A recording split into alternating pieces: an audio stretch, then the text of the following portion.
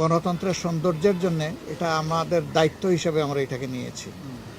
আমরা মনে করি যে সর্বক্ষেত্রে রাজনীতি স্বচ্ছ হওয়া উচিত, প্রতিদ্বন্দ্বিতামূলক হওয়া উচিত। তাহলে গণতন্ত্রের গতি এবং তার সুস্বাস্থ্য ফিরে আসবে। তো ইতিমধ্যে যাকে আমাদের পক্ষ থেকে সর্বসম্মতক্রমে প্রেসিডেন্ট ক্যান্ডিডেট হিসেবে আমরা দেওয়ার সিদ্ধান্ত নিয়েছি, তার নাম আপনারা জেনেছেন। এখন তিনি আপনাদেরকে সালাম দিবেন। এখানে বাংলাদেশ খেলাফত মজলিসের আমিরে মজলিস আল্লামা মামুনুল হক তিনিও আছেন, তিনিও সালাম দিবেন। তো এর আগে ডক্টর কর্নেল ওয়ালি আহমদ সাহেব একটু সালাম। আসসালামু আলাইকুম রহমতুল্লাহ বরকাতু।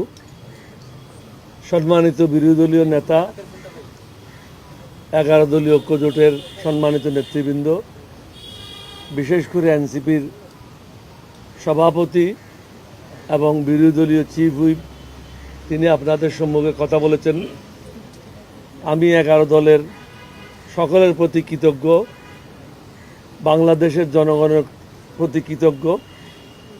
সবাই মনে করেছে আমি একজন মুক্তিযোদ্ধা হিসাবে এবং পরীক্ষিত একজন লোক, যার বিরুদ্ধে দুর্নীতির কোনো অভিযোগ নাই, শিক্ষাগত যোগ্যতার কোনো অভিযোগ নাই, সুন্দরভাবে জীবনযাপন করেছি বিদায় সবাই সর্বসম্মতিক্রমে আমার নাম প্রস্তাব করেছে। আমি সমগ্র জাতির কাছে কৃতজ্ঞ, 11 দলীয় ঐক্যজোটের সকলের কাছে কৃতজ্ঞ, আমাদের সকল নেতাকর্মীদের কাছে কৃতজ্ঞ। আপনাদের মাধ্যমে আমরা জাতিকে বলতে চাই, আমরা আমাদের জায়গা থেকে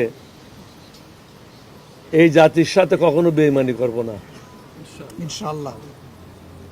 মানুষের জন্য যেটা ভালো, আমরা হারবো বা জিতবো এটা প্রশ্ন না। প্রশ্নটা হচ্ছে আমরা জনগণের পাশে সবসময় তাদের স্বার্থ রক্ষার জন্য দাঁড়াবো। আজকেও সেটাই মন মানসিকতা নিয়ে আমরা সবাই একসাথে হয়েছি এবং সর্বসম্মতিক্রমে ওনারা আমার নাম প্রস্তাব করেছে। সমগ্র জাতিকে ধন্যবাদ জানাই। আসসালামু আলাইকুম ওয়া রাহমাতুল্লাহি ওয়া বারাকাতুহু।